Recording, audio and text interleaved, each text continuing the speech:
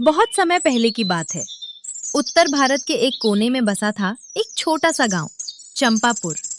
चंपापुर एक छोटा सा गांव था। चारों तरफ खेत, कच्चे रास्ते और बीच में एक पुराना पीपल का पेड़। लोग गरीब थे लेकिन दिल के साफ। सुबह किसान खेत जाते, शाम को चौपाल पर बैठकर दिन भर की थकान उतारते। गांव में झगड़े कम और भरोसा ज्यादा था। लेकिन इसी गांव में एक ऐसी हवेली थी जहां से डर निकलता था। सेठ धनराज की हवेली। जहां एक तरफ भूखे पेट सोते बच्चे थे, वहीं दूसरी तरफ सोने में सोता हुआ एक आदमी। यही थी चंपापुर की सच्चाई।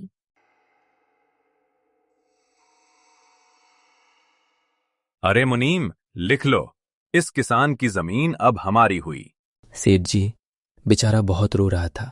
रोने से कोई अमीर नहीं बनता, दुनिया चालाकों की है। सेठ जी, बस 2 महीने का समय दे दो। समय भी ब्याज पर मिलता है। मेरे बच्चे भूखे हैं। तो मेरे बच्चे नहीं है क्या? किसान ने कुछ नहीं कहा, सिर झुकाया और चुपचाप लौट गया, क्योंकि उसे पता था यहाँ दया नहीं मिलती। इस साल भीषण सूखा पड़ा, खेत सूख गए, कुएं खाली हो गए और गांव की उम्मीदें भी। इस बार बारिश नहीं हुई, अनाज खत्म हो रहा है भाई। अब सेठ के पास ही जाना पड़ेगा। जब डर बोलने लगे तो समझो जुल्म बहुत बढ़ गया है। माई, सेठ ने अनाज देने से मना कर दिया। क्यों? कहता है जमीन गिरवी रख। अच्छा, तो सेठ को जमीन नहीं, अब लालच की जरूरत है।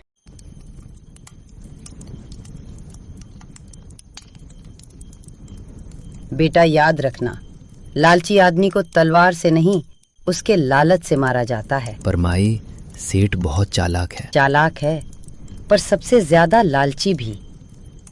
क्या सेठ को सोना पसंद है? सेठ को तो सोना ही भगवान लगता है। माई की पहली चाल तैयार थी और सेठ धनराज को जरा भी अंदाजा नहीं था कि उसका लालच अब उसी के खिलाफ इस्तेमाल होने वाला है। अरे कालू। हाँ माई। एक मुर्गी चाहिए, साधारण लेकिन जिंदा। माई, मुर्गी तो मिल जाएगी, पर सेठ को बेवकूफ कैसे बनाओगी? वो मेरा काम है। ये तो सोने जैसा चमक रहा है। सोना नहीं है बेटा, पर सेठ के लिए यही सबसे बड़ा सोना बनेगा। कौन है? बोलो, क्या चाहिए? सेठ जी, गरीब की आखिरी उम्मीद। बोलो, क्या चाहिए? कुछ नहीं सेठ जी, बस ये मुर्गी बेचनी है। मुर्गी? मेरे पास क्या कमी है? ये रोज सोने का अंडा देती है। मजाक मत करो बुढ़िया। मजाक होता तो मैं आपके दरवाजे क्यों आती? सेठ की आंखों में अब चमक नहीं, आग जल रही थी। कितने की है? मुझे सोना नहीं चाहिए, बस इतना अनाज दे दीजिए कि गांव के बच्चे भूखे न सोएं। एक मुर्गी के बदले इतना सस्ता सौदा? ठीक है। सेठ जी, तिजोरी में? चुप, ये मेरी किस्मत है।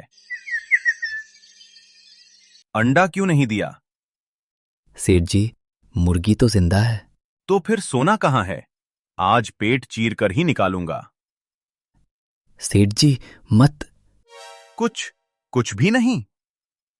जिसे रोज का सोना चाहिए था, उसे कुछ भी नहीं मिला। वो बुढ़िया मुझे ठग लिया। सेठ जी, लालच ने। पहला घाव लग चुका है, अब सेठ खुद गलतियां करेगा। एक बुढ़िया ने मुझे ठग लिया, पूरे गांव में मेरी हंसी हो रही होगी। सेठ जी, अब संभल कर चलना चाहिए। चुप, जो गया वो गया, अब उसे दुगना करके वापस लाऊंगा।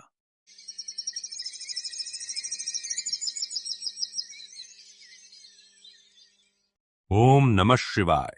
जो दान देगा उसका धन 2 गुना होगा। अरे सच्चे महात्मा लगते हैं।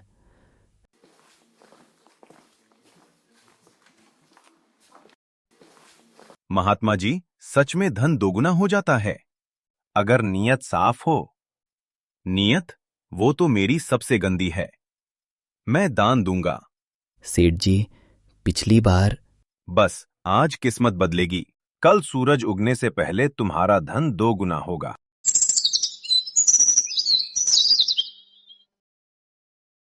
महात्मा, कहाँ गया वो? सेठ जी, आप भी ठगे गए। जिसने सबको लूटा आज वही लुट गया। दूसरा वार भी पड़ गया। आखिरकार पंचायत बुलाई, सेठ के खिलाफ आवाज उठी। सेठ धनराज पर आरोप है, जमीन हड़पने, झूठा ब्याज लेने और अनाज रोकने के। ये सब झूठ है। तो कागज झूठ क्यों नहीं बोलते सेठ? मैंने गलती की। गलती नहीं, जुल्म।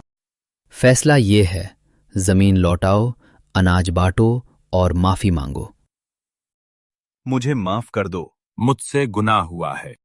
माफी शब्द से नहीं, काम से मिलती है। आज से कोई भूखा नहीं सोएगा। क्या सच में सेठ बदल गया? डर से नहीं, समझ से बदला है।